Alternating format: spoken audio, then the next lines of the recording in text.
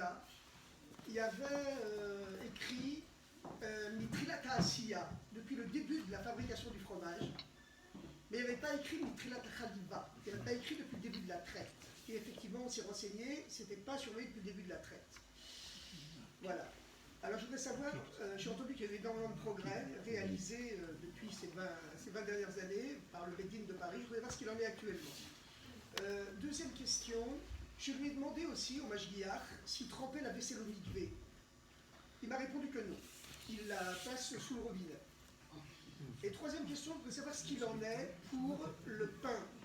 Bon, effectivement, il y a 40-50 ans, on se souvient, on ne savait pas ce que c'était le chamour en France, on ne savait pas ce que c'était non plus le pain allumé, quasiment pas. Alors, est-ce que dans tous les restaurants du Beddin, de viande comme de lait, est-ce que tout le pain maintenant est soit du pain juif, soit du pain allumé? Une quatrième question, puisque les parachats noirs, je les numérote pour que ce soit plus clair, puisqu'on est parachats noirs, et que tu as parlé il y a quelques instants de l'importance du peuple. On se tutoie parce qu'on était à l'école ensemble. Ah oui, c'est vrai. Je tombais sur lui de temps en temps, il était sympa, il n'était pas le tout. On était voisins en plus. Alors, bon, tu as parlé tout à l'heure, au début de ton exposé, du fait qu'on est par la providence divine parachat Noach, la paracha de Noé. Et alors, dans le peuple juif, il y a les fameuses 7 lois de Noé, les lois de Noé, que le peuple juif a le devoir de transmettre à l'extérieur. Et tu as mentionné cette mission pour le peuple juif d'être un Mamlechet Kohanim de Goy Kadosh. Je voudrais savoir, qu'est-ce que fait le Beddin de Paris, le grand rabbinat en général en France, pour transmettre les lois de Noé, les principes universels, comme on les appelle quelquefois souvent, principes pédagogiques. Qu'est-ce qu'on fait pour les transmettre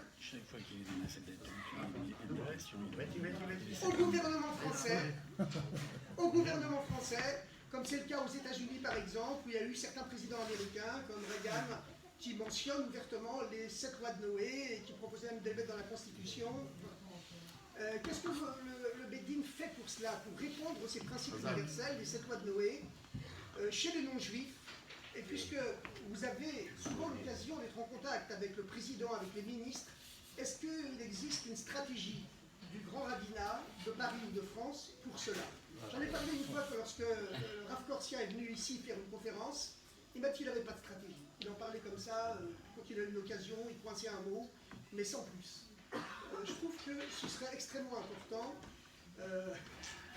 Comme on sait que avant les lois de Noé, on ne les transmettait pas, mais c'était uniquement parce que, historiquement, on était dans un contexte d'antisémitisme où c'était impossible pour nous, sous peine de danger de persécution, de les transmettre. Mais aujourd'hui, puisque ces dangers de persécution ont été supprimés, de nouveau, c'est notre devoir à l'Afrique de les transmettre. Autre question. 4 questions. Allez, c'est. Non, 4 réponses, s'il vous plaît. Question suivante. Il a une question.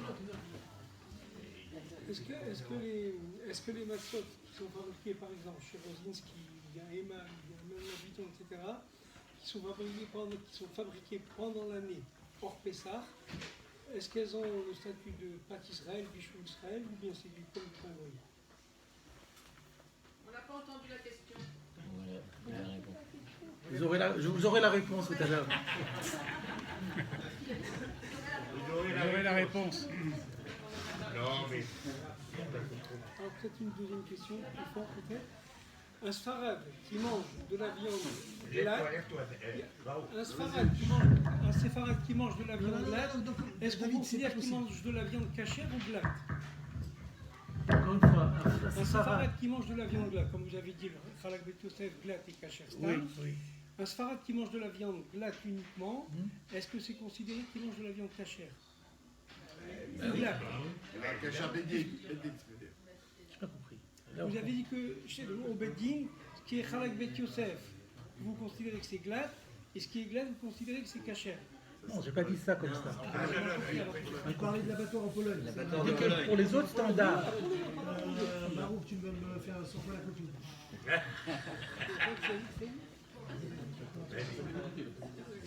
200. Première question, question suivante. Moi, du coup, j'avais deux questions. Je ne sais pas si tout le monde m'entend. Alors, la première, elle concerne les yaourts. On connaît plus ou moins bien les lois concernant le lait, le beurre, le fromage. Le yaourt, il me semble que il y en a dans la liste, donc apparemment on autorise le yaourt des non-juifs. Sur quoi on s'appuie pour autoriser ces yaourts?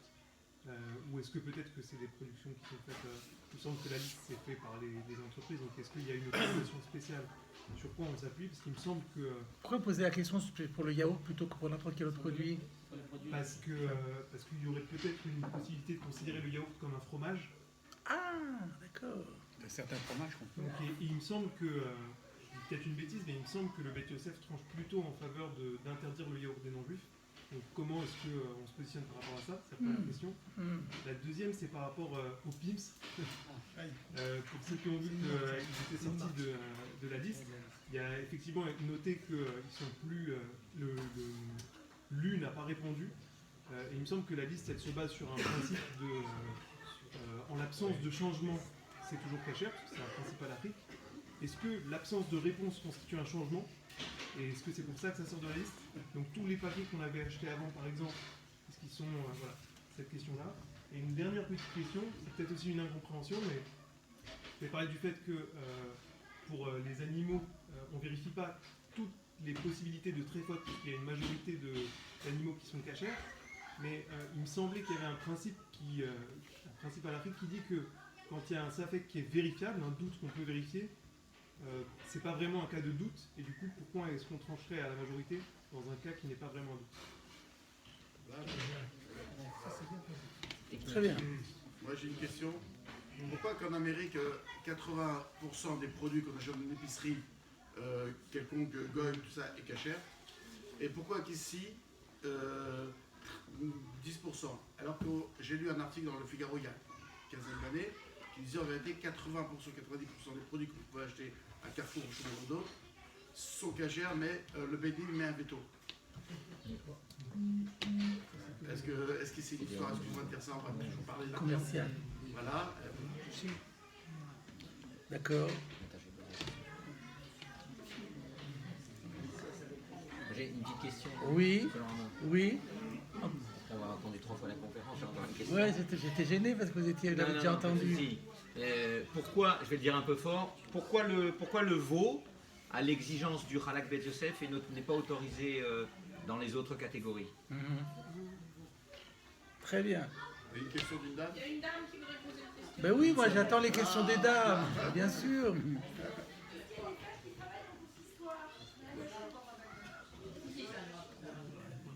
Qui travaille au consistoire dans la cache-route ou au travail au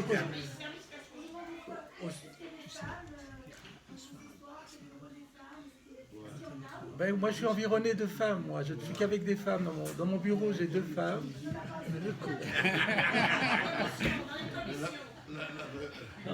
Bravo.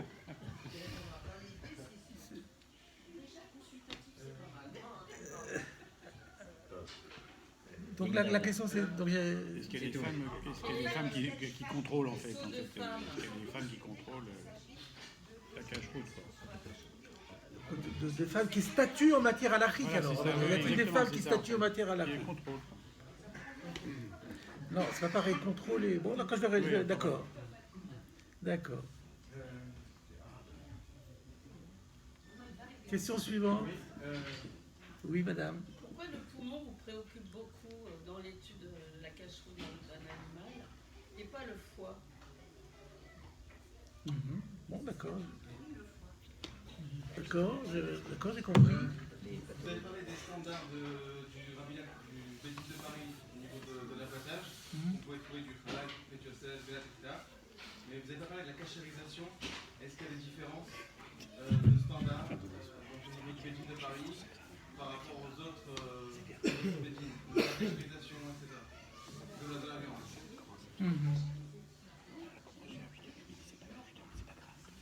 Ok. On va... Encore une ou deux questions et ensuite on va passer aux réponses. Il y avait encore une ou deux questions? C'est bon.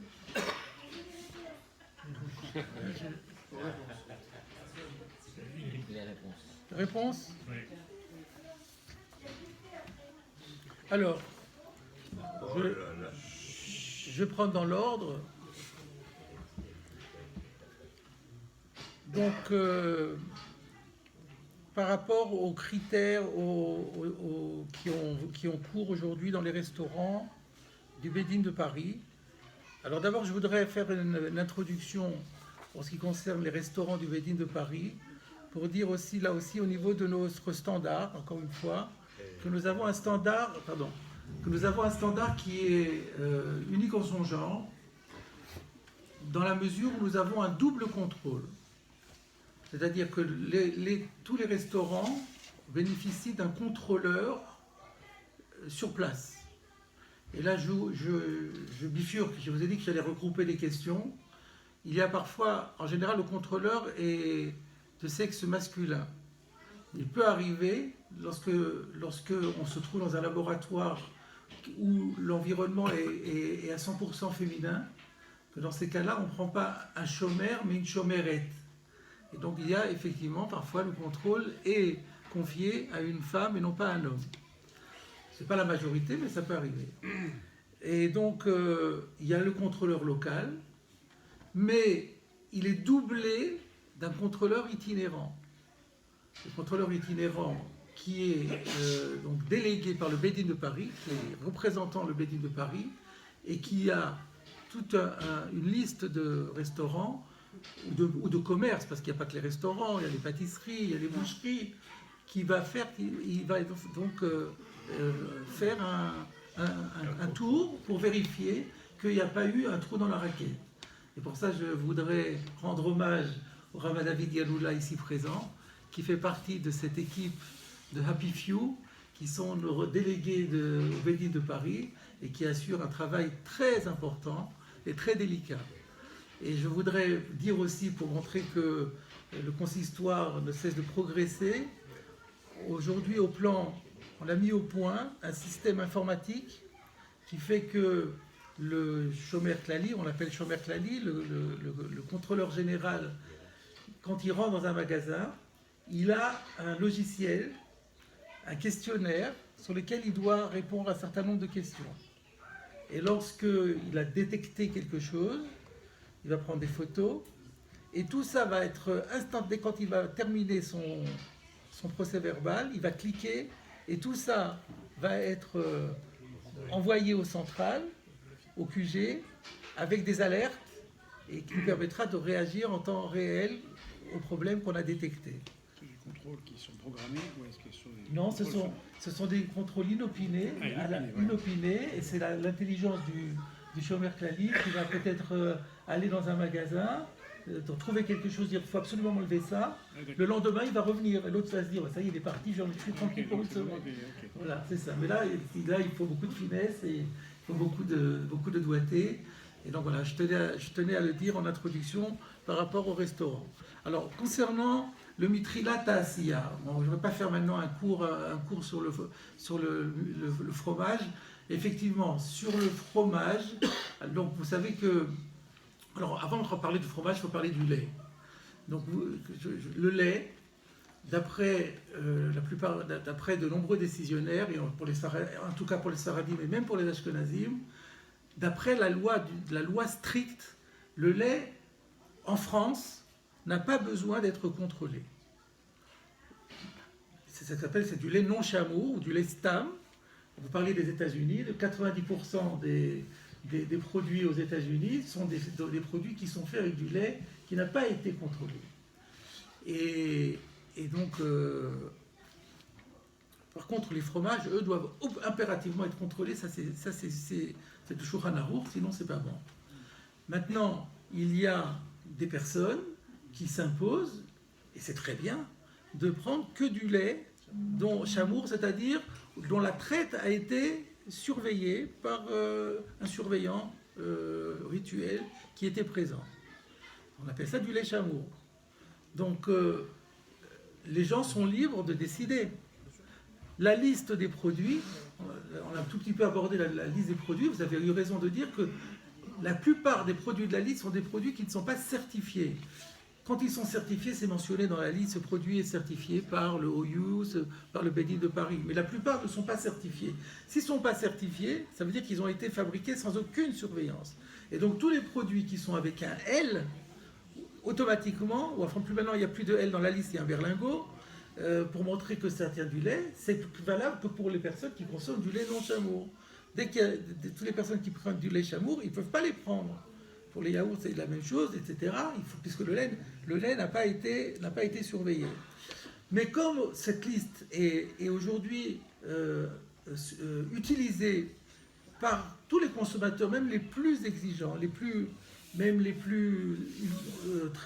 orthodoxes, on va dire les plus rigoureux, on a mis une nouveauté dans la liste aussi, que vous le sachiez, cette année, c'est que on a signalé aussi les produits qui sont parvés, mais qui ont été fabriqués dans des équipements au lait. Parce qu'il y a certaines personnes qui vont dire, bon, du moment que le produit ne contient pas de lait, moi, pour moi, c'est bon. Il y en a d'autres qui vont dire, non, moi, ma khumra, ma règle de sévérité du lait chamour va aussi sur les équipements. Alors, on mentionne quand l'équipement est au lait, pour que les gens qui sont très rigoureux s'en abstiennent. S'il n'y a pas de dairy equipment, alors ça veut dire que c'est vraiment strictly parvé. C'est parvé totalement, et donc même les gens qui ne veulent pas prendre du lait non chamour pourront le prendre. Voilà, ça c'est encore une fois une petite remarque concernant la liste. Alors, concernant le fromage, d'après la plupart des poskim, du moment qu'il a été contrôlé mitrilata asiya, le lait n'a pas besoin d'être contrôlé au moment de la traite. Pour quelle raison? Parce que la raison pour laquelle on a interdit les fromages, c'est de peur qu'on y ait mis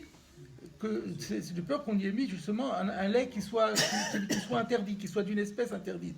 Mais avec les laits qui sont d'une espèce interdite, comme par exemple les laits d'ânesse ou les laits de jument, ou dans les pays chauds, les laits de chamel, ils ne peuvent pas fermenter. Donc s'ils ont fermenté, c'est que